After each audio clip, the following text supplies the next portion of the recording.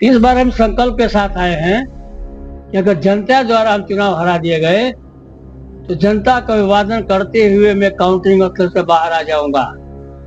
अगर जनता ने हमको चुनाव जिताया, यहाँ का प्रशासन चाहे भारतीय जनता पार्टी का जो भी तंत्र होगा वो मेरे सर्टिफिकेट से मुझे नहीं रोक पाएगा।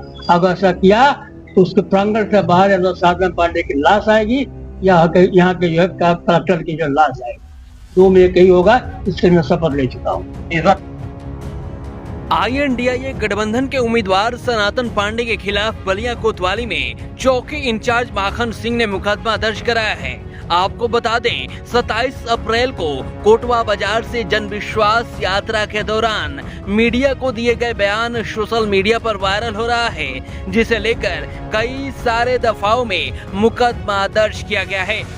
आपको बता दें, वर्ष 2019 में भी सनातन पांडे बलिया लोकसभा क्षेत्र 72 से प्रत्याशी थे, जिन्हें वीरेंद्र सिंह मस्त द्वारा 15,420 मतों से हराया गया था।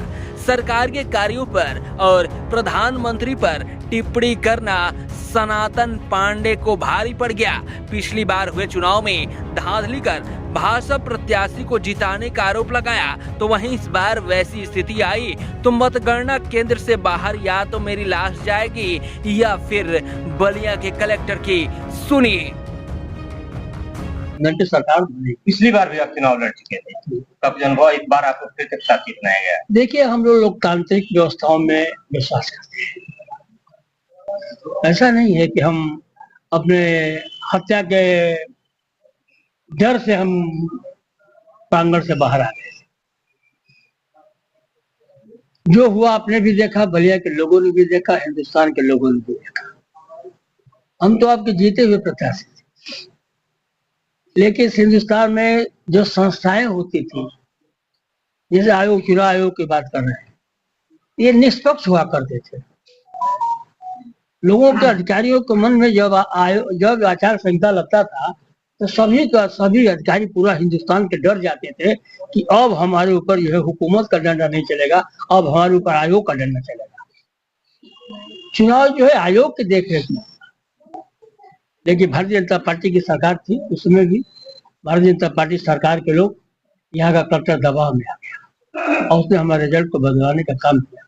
मैंने स्वीकार कर लिया अपने हार को, इसलिए कि हम उस व्यवस्था को अपमानित नहीं करना चाहते थे।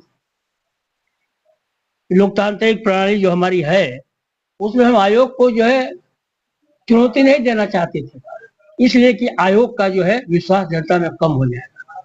लेकिन उसके बावजूद भी जब हम बाहर आ रहे थे तो सरकार के पक्ष के लोगों द्वारा मेरे ऊपर लाठी डंडों से वार किया गया, जिसमें मेरे गाड़ी के शीशे फूटे।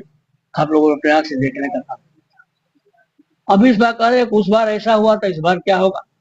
इस बार हम संकल्प के साथ आए हैं कि अगर जनता द्वारा हम चुनाव हरा दिए गए तो जनता का अभिवादन करते हुए मैं काउंटिंग स्थल से बाहर आ जाऊंगा। अगर जनता ने हमको चुनाव जिताया, यहाँ का प्रशासन चाहे भारतीय जनता पार्टी का जो भी तंत्र होगा वो मेरे सर्टिफिकेट से मुझे नहीं रोक पाएगा।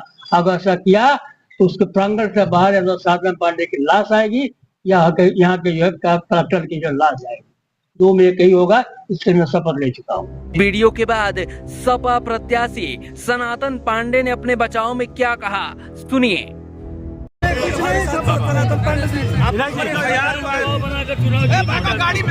कहना चाहेंगे आपके ऊपर? दबाव बनाकर चुनाव जीतना चाहिए। किस तरीके का दबाव आप पे बन रहा है? दबाव देख ही रहे हैं, फर्जी मुकदमे दाखिल किए जा रहे हैं। कैसा आपके ऊपर किस बात को लेकर मुकदमा किया गया? हमने कोई एक बात ऐसी नहीं कहा जो लोग क्या कहना चाहेंगे, क्या लगता है आपको? विपक्ष में उत्साह है, भारतीय जनता पार्टी जो है हताशा में है।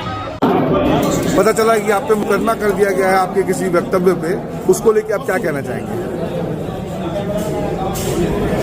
भारत जो है स्वतंत्र देश है, हमको अपने विचारों के अभिव्यक्ति करने का अधिकार है। हमने न किसी को धमकी दिया है और न किसी को हम लोग धमकी देने वाले हैं। ऐसा जरूर है कि वो बयान 2019 के पक्ष में है, जब हम चुनाव जीते थे और प्रशासन के द्वारा मुझे हरा दिया गया था।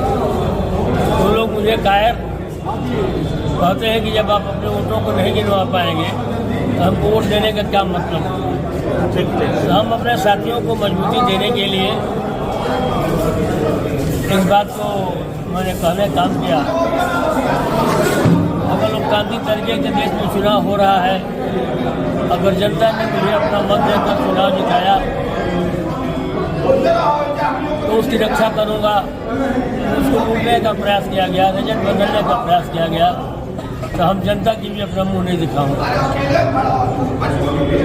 और जो भी होगा मैं प्रशासन से भी सीधे सीधे लड़ने का काम करूंगा।